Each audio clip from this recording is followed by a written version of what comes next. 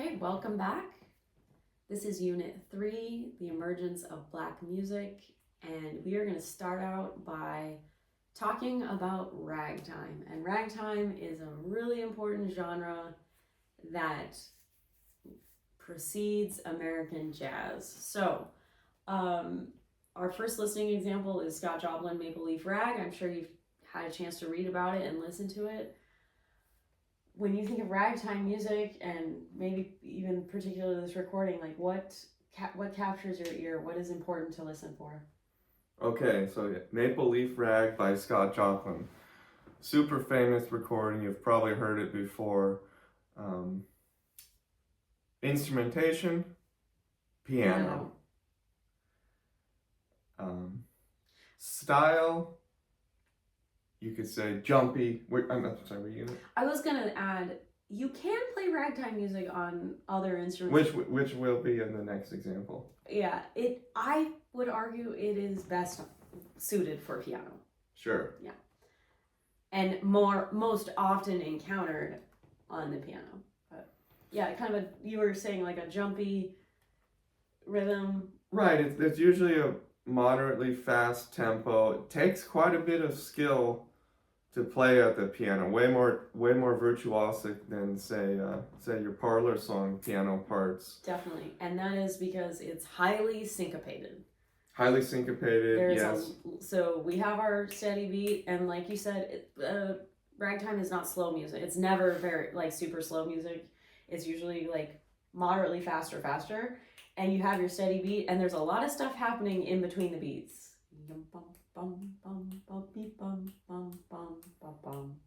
So you gotta be really coordinated. Lots happening in left hand, right hand.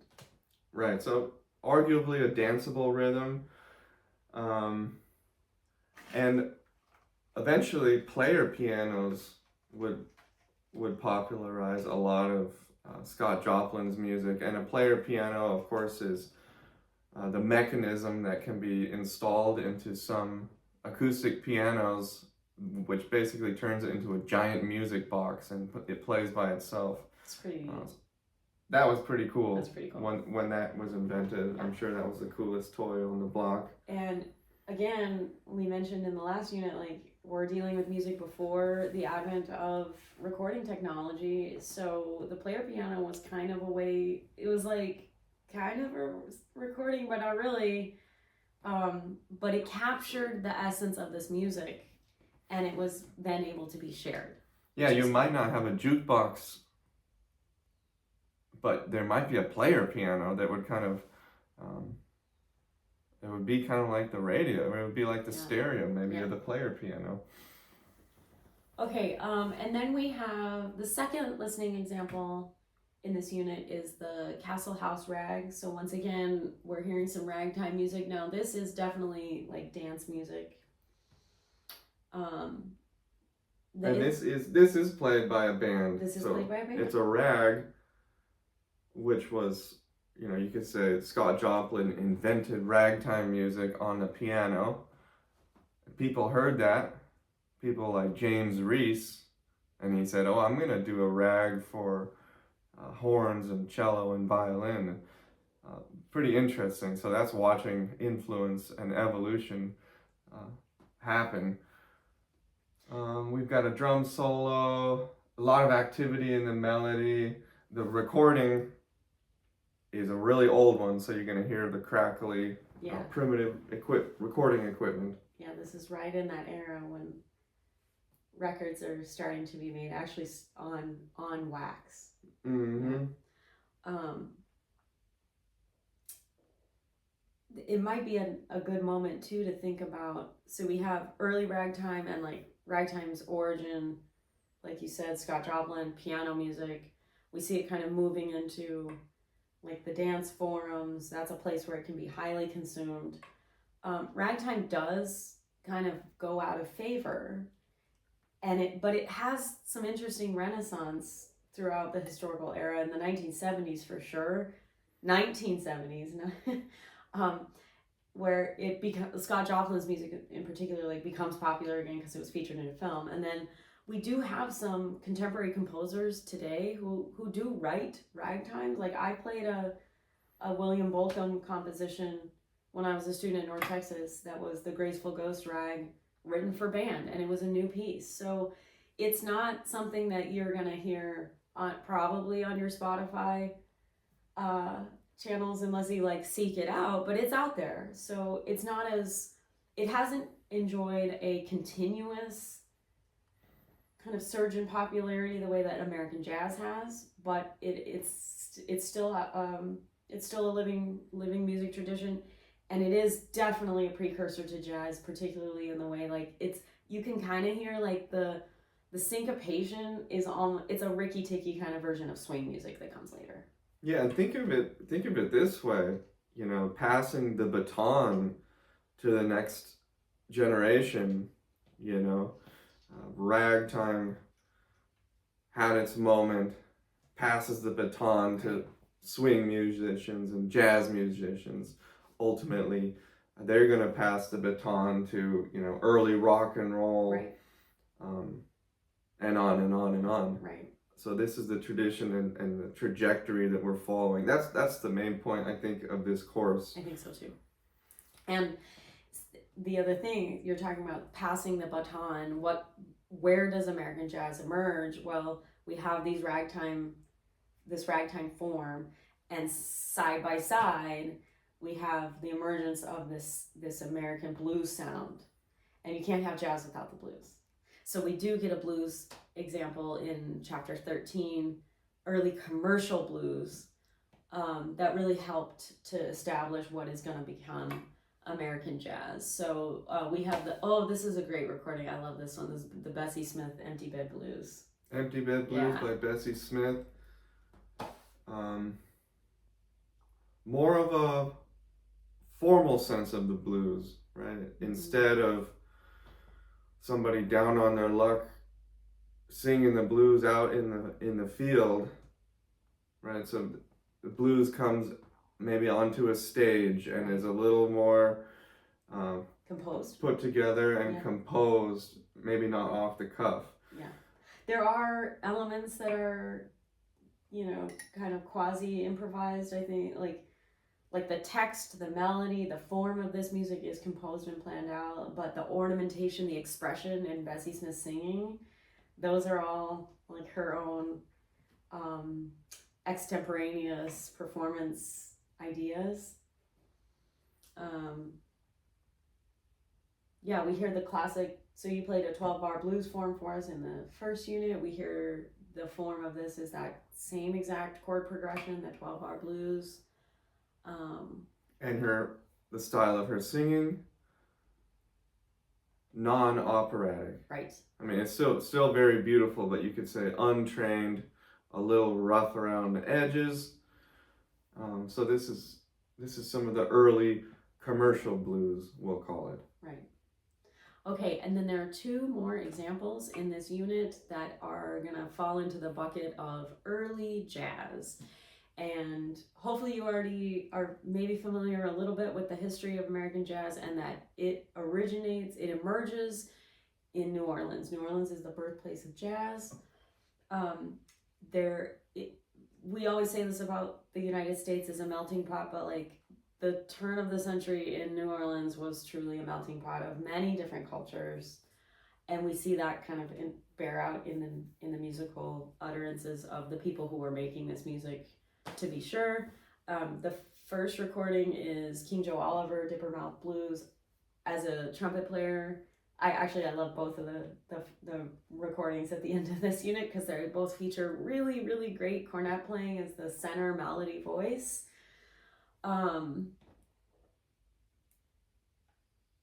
What else captures your, like, that's where my ear goes towards, is I'm listening for that cornet playing. But what do you think is other important things to listen for in this record?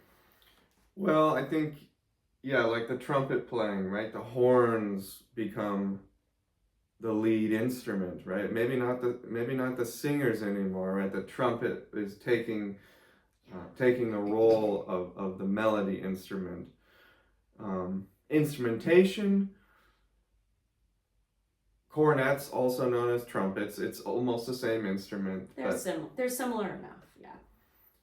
Clarinet, trombone, rhythm section, and at this point, this early stage in jazz, not that many saxophones yet. Clarinet was king in the woodwinds. Banjo instead of the guitar. That's an interesting one because when we think of the rhythm section, like if you go to New Orleans today, you're gonna hear clarinets. You go to any of the jazz clubs, you're gonna hear clarinet players. You might even hear sousaphones instead of string bass. Mm-hmm. That throwback to the early stages.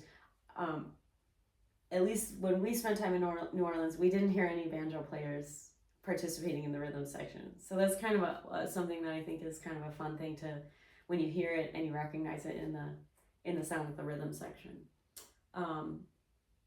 Yeah, we hear it like this is early swing style. You hear that swinging kind of rhythm. We're going to hear a lot more of that as we proceed to study jazz through the historical era. And what are we talking about when we say swing? Well, it's kind of a feel and an attitude, but you could also, break down the actual rhythm instead of, straight 8 notes, 1 and 2 and 3 and 4, and we have 1 and 2 and 3 and 4, and so it kind of swings along.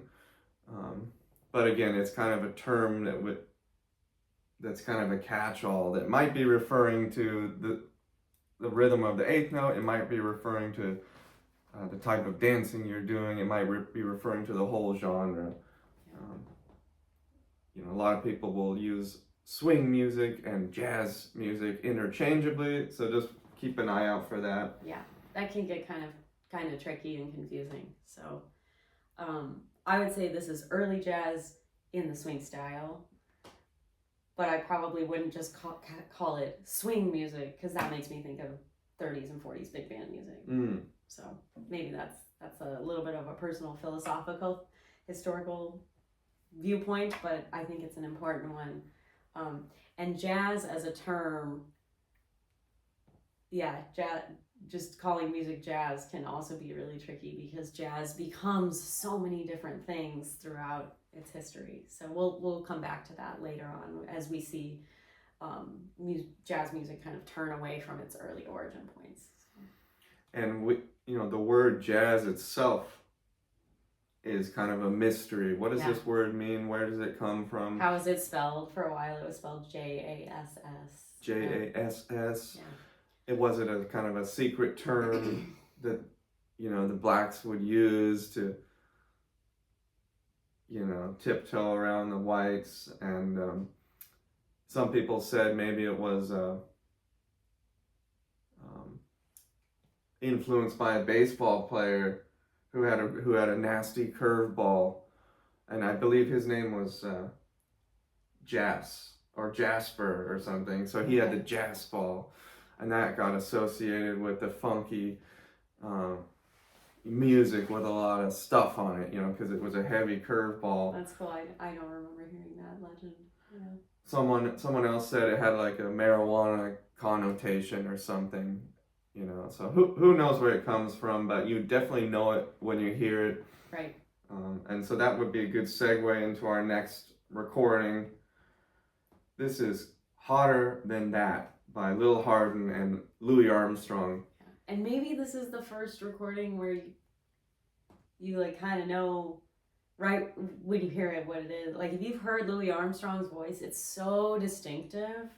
Like you might be able to hear this and recognize that. So this feels a little bit like, to me, kind of a bifurcation of like, here we're entering into like the modern era. It's still early, but like Louis Armstrong is a major player in American jazz all the way up until like the 1970s. So we hear him singing, we hear him again playing the cornet, very similar in style, very distinctive style of playing and singing. Important maybe just to mention, Lil Hardin was his wife, and also a great singer and pianist, and composer, and you know, probably the brains behind the operation, honestly. Yeah, But Louis gets most of the attention. She's definitely one of those undercredited musicians in music history. And not to take anything away from Louis Armstrong's genius, but yeah, I think this is, it's as much as it's a function of her being a woman in a society in which women weren't typically, given the opportunities and acknowledgement that they deserved. So she's an interesting character in music history for sure. Yeah, it's a great recording. So, I'm sure you've had a chance to listen to it. Check it out. We're in the 1920s now. The players are improvising. I mean, there's a bit of a framework within the chord structure, but you hear emphasis on improv for the horn solos for sure, led by Louis, whose nickname is Satchmo, and we've heard him called Satchmo before because of his satchel-shaped mouth, which I always think is a pretty funny it's a very nickname. Strange nickname. Yeah, old Satchmo. Yeah. I do want to say one more thing about the improvisation because that is such an important part of jazz music. I would say go back and listen to these last couple of recordings again and see if you can pick out the parts. I think it's pretty clear. You can hear the parts that are planned out where everybody's kind of doing the same thing, playing the melody or the tune. And then you can hear the parts where like one player, whether that be Louis on the cornet or another player taking a solo, where you can really tell that they're like sort of stepping forward and showing off their stuff. And that's a really cool feature in this music, and it remains central to, we're going to start to talk about in the next unit some music that's even more composed and planned out and even like written down and highly conventionalized, but improvisation never goes away. So it's like extemporaneous composition, if you want to think of it that way, like making it up on the spot. It's a pretty, I think it's a pretty incredible part of jazz music that we should know about. So. And that's a good exercise, yeah. If you're listening, is this improvised? How much of it is improvised? Is it lightly improvised? Because you might hear a jazz musician play the same song twice, and it might be completely different. Or you might hear a jazz musician play an improvised solo, and it will be kind of the same every time, yeah. Even though it's improvised. So there's like, it's not necessarily. Well, it's very fluid and it's very dynamic. It's very dynamic, but they're not necessarily, composing a masterpiece every time. There is a lot of like pre-planned devices that they will employ depending on the situation. And the situation, the most important thing is the chord progression. They're playing stuff that goes with the chords. Mm-hmm. So we talked about the 12-bar blues. Like most jazz musicians, like they kind of know certain licks that go over the 12-bar blues, and so they'll play those in various contexts and situations. So we'll kind of come back to this throughout our studies of jazz and listen to the way that improvisation kind of changes over the historical era. Maybe just one final note, if you're following along on the slides, there's a link to episode 1 of the Ken Burns Jazz series.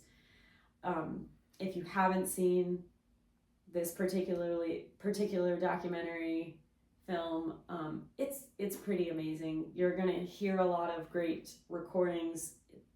It's the traditional like Ken Burns approach to documentary filmmaking, where there's a lot of archival footage, so you get to actually see and hear this music through recordings and photographs, and it's put together in a way that's really engaging. And the central narrator in the series across all episodes, not just in episode 1, is a trumpet player named Wynton Marsalis, and he is really one of the greatest musicians I think in both classical and jazz music. But he has a really interesting perspective on telling jazz, the story of jazz, and it's really fascinating. So we wanted to just include that. It's not a thing like you have to do. Well, it is required. Please watch the Jazz Ken Burns link, and that is on the slides and Canvas as well. Just episode 1. It's a very long series, but at least watch episode 1. But I do recommend the whole series. Yeah, and you don't have to like write a paper on it, but check it out because I think it's gonna really help to illuminate the early history of the genre. And it might be helpful for some exam questions later on too. There you go. Okay, well that's all we have. Thank you. If you have questions or cool stuff that you found, recordings you like and you want to share them, send them to us. We can share them with the rest of the class. And otherwise, we'll see you on the next video. Till next time.